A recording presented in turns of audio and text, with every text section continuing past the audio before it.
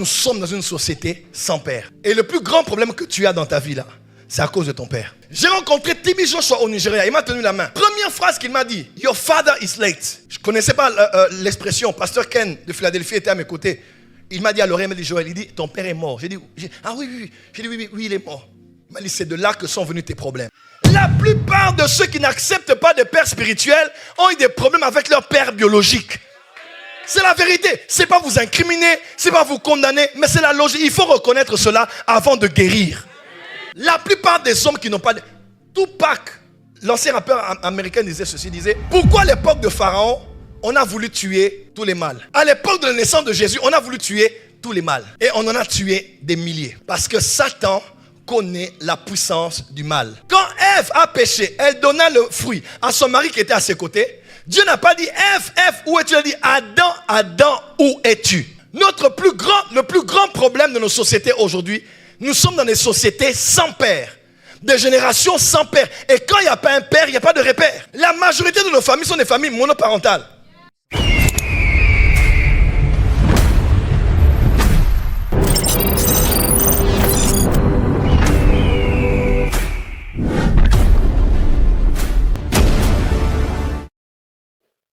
Dans les voies et les desseins de Dieu, voici comment Dieu fait les choses. Premièrement, Dieu est le Père céleste. Et si vous remarquez bien, depuis les temps immémoriaux, jusqu'à Jean-Baptiste, Dieu s'est révélé comme Dieu à l'égard de son peuple. Que ce soit au milieu de sa création et même au milieu de son peuple d'Israël, il était leur Dieu. Rarement, peut-être de manière rarissime, peut-être même pas, vous pourrez lire dans les Écritures, Dieu s'est révélé à son peuple comme leur Père, comme son Père. Dieu a amené son peuple à connaître qui il était dans sa révélation de la paternité. Il n'a jamais fait ça. Mais quand Jésus est venu, une voix a parlé, le Père a parlé. Celui-ci est mon fils bien-aimé. Il avait dit pour Israël dans Exode chapitre 4, quand il a envoyé Moïse en Égypte. Mais tout l'Ancien Testament n'a pas de base solide où on voit Dieu se révéler à Israël comme étant son Père, mes enfants, son Père, mes enfants. Mais on le voit de manière très éloquente dans le Nouveau Testament. Et qui a révélé le Père? C'est Jésus. Jean chapitre 1. Nul n'a vu Dieu, mais seul le Fils unique qui est dans le sein du Père, c'est lui qui nous l'a fait connaître. Celui qui nous a révélé Dieu comme le Père, qui nous a emmenés dans la relation familiale où nous devenons enfants de Dieu. Jean 1 verset 12, 13, 14. C'est Jésus par le salut. Donc Jésus est venu emmener l'humanité au salut afin que l'humanité devienne enfant de Dieu. Alain Moloto en son temps disait il est le Père de tous ceux qui ont le Fils en eux. Tu es le Père de tous ceux qui ont le Fils en lui ici. Alors Dieu est ton Père. Je disais Dieu est ton Père. Dis à ton voisin Dieu est mon Père. Lève la droite, dis Seigneur, mon Père, je suis ton enfant. Est-ce que c'est le cas? Are you sure? Non, on dit for sure en France. Are you sure? Are you sure? Are you sure? Acclame très bien en avance. Et Pasteur Tuno, Dieu le Père sur la terre a toujours voulu révéler sa dimension paternelle à sa création. Et il a pourvu dans l'ancienne alliance en établissant la structure de la famille. Et il a pourvu dans la nouvelle alliance la structure qu'on appelle la famille spirituelle ou bien l'église locale. Dieu le Père céleste, écoutez-moi très bien, en voulant révéler sa paternité aux êtres humains, il a pourvu à deux structures majeures. Dieu le Père veut révéler sa paternité dans une famille naturelle et dans une famille spirituelle. Jean 1 verset 12. Mais à tous ceux qui l'ont reçu et qui ont cru en elle, elle leur a donné le pouvoir de devenir enfants de Dieu, lesquels sont nés parce que ceux qui reçoivent la parole sont déjà nés de la chair et du sang, sont nés d'un homme et d'une femme. Donc ils sont nés ici. Mais maintenant, parce qu'ils reçoivent Jésus, le don du Père, il faut maintenant partir d'une famille spirituelle. Et le corps du Christ est grand. Dieu pourvoit maintenant à des familles spirituelles qu'on appelle les églises locales, dans lesquelles Dieu veut se révéler comme Père. Et comment Dieu le fait? En ayant établi ici un Père biologique et là-bas un Père spirituel. Parce qu'écoutez-moi bien, un père spirituel et un père biologique, ils ont comme pour but d'être le reflet de la paternité de Dieu sur la terre.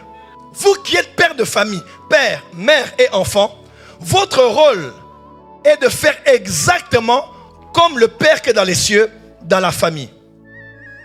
Vous qui êtes père spirituel, votre rôle est d'être exactement comme le Père qui est dans les cieux, dans votre famille spirituelle. Si tu veux découvrir le Père céleste dans la famille, tu dois le voir par ton père biologique. Si tu veux découvrir le Père spirituel dans la famille spirituelle, tu dois découvrir le Père spirituel.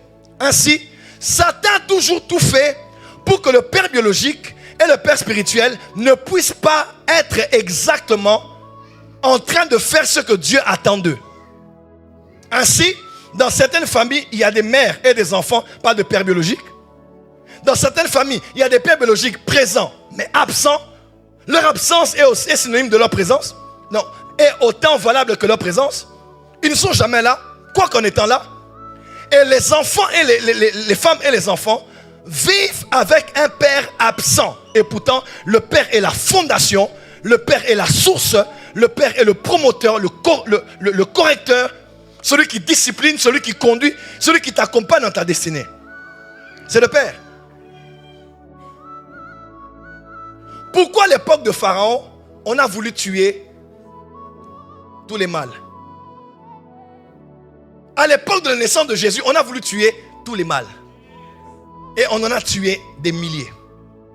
Parce que Satan connaît la puissance du mal. Quand Ève a péché, elle donna le fruit à son mari qui était à ses côtés. Dieu n'a pas dit Ève, Ève, où es-tu? Il a dit Adam, Adam, où es-tu? Le plus grand problème de nos sociétés aujourd'hui, nous sommes dans des sociétés sans père. Des générations sans père. Et quand il n'y a pas un père, il n'y a pas de repère. La majorité de nos familles sont des familles monoparentales. Maman a eu 3 enfants, papa est parti, divorce. Papa est mort. Papa n'a pas reconnu ses propres enfants. Ou papa est là, mais tellement absent. Il ne parle pas, il ne communique pas. Il est dans sa chambre, à peine il revient, il s'en va. Laisse-moi te dire, le père est la fondation. Satan combat la paternité, qu'elle soit spirituelle ou biologique, parce que Satan sait que tu ne peux pas avoir un avenir stable si tu n'as pas un père qui t'accompagne.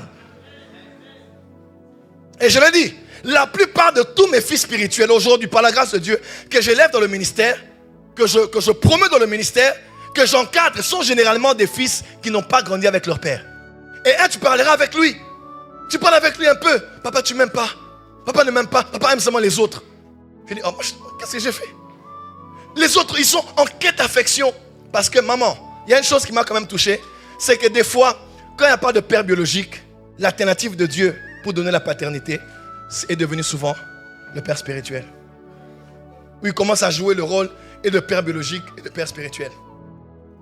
Et le grand problème, c'est que les enfants dans l'église, des fois, attendent du père spirituel ce qu'ils étaient censés recevoir de leur père biologique. Et quand ils ne reçoivent pas, je quitte. Nous sommes dans une société sans père. Et le plus grand problème que tu as dans ta vie là, c'est à cause de ton père. Oui. J'ai rencontré Tibi Joshua au Nigeria. Il m'a tenu la main. Première phrase qu'il m'a dit, Your father is late. Je ne connaissais pas l'expression. Pasteur Ken de Philadelphie était à mes côtés. Il m'a dit à l'oreille, il m'a dit, Joël, il dit, ton père est mort. J'ai dit, ah oui, oui. J'ai dit, oui, il est mort. Il m'a dit, c'est de là que sont venus tes problèmes. La plupart des hommes qui n'ont pas de...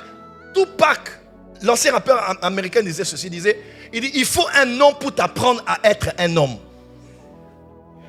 Quand quelqu'un grandit avec sa mère, il ne sait pas apprendre à être un homme. Et c'est normal qu'il traite une femme de cette manière. Une femme aussi, même si elle grandit avec sa mère, si elle n'a pas de père, elle n'a pas de repère. Autant la mère est indispensable, le père l'est encore plus. Oui, le père c'est la fondation. Dieu n'est pas Dieu la mère. Oui, Dieu est Dieu le père.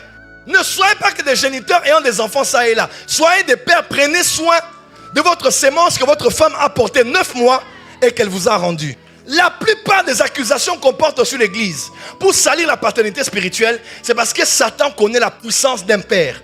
Quand lui-même connaît son rôle, il joue son rôle comme Dieu l'entend, l'impact que ça peut avoir dans l'église. Et s'il est père biologique, l'impact que ça peut avoir dans la famille. Être un père, c'est un ministère à temps plein. Quand tu es père biologique, sois père à 100%. Sinon, c'est un déséquilibre. C'est un grand déséquilibre. Aux États-Unis, j'ai des statistiques avec moi que je ne dirai pas aujourd'hui. Il a été prouvé que la plupart des drogués, des criminels, ceux qui remplissent des prisons aux États-Unis, viennent des familles monoparentales. Il a grandi seul avec sa maman, ghetto, il se bat pour ça, pour la daronne. Quelqu'un a un jour menacé sa daronne quelque part, il a sorti un couteau, il a tué la personne. Enfin, ce n'est pas qu'il est un criminel de base, mais il peut tout donner pour sa mère. Parce que papa n'a jamais été. Papa, c'est un grand dealer de drogue quelque part. Tu vois un peu? Il peut mourir pour ça. Donc, des hommes comme nous là. Moi, ma mère, tu blagues pas, hein? Ma mère. Parce que j'ai vu ma mère se battre pour moi. Ma mère jouait le rôle et de père et de mère depuis l'âge de 36 ans. Satan n'aime. C'est pour ça que Satan a toujours fait que ta relation avec ton père soit inexistante. Et aujourd'hui, quand tu viens encore à l'église et que tu entends quelqu'un qui s'appelle père, la plupart de ceux qui n'acceptent pas de père spirituel ont eu des problèmes avec leur père biologique. C'est la vérité. C'est pas vous incriminer, c'est pas vous condamner, mais c'est la logique. Il faut reconnaître cela avant de guérir. C'est la vérité. Tu as eu un père autoritaire, autoritarisme parental. Il criait toujours sur toi, il parlait jamais. Il se faisait jamais, il faisait que crier. Tu viens à l'église, ton père spirituel est gentil avec toi. Le jour où il lance le ton, automatiquement tes blessures se réveillent. Et tu as l'impression qu'il va continuer ce que ton père à la maison faisait. Et pourtant un père aussi corrige. Do you believe this miracle? Supernatural dunamis power. Are you hearing me?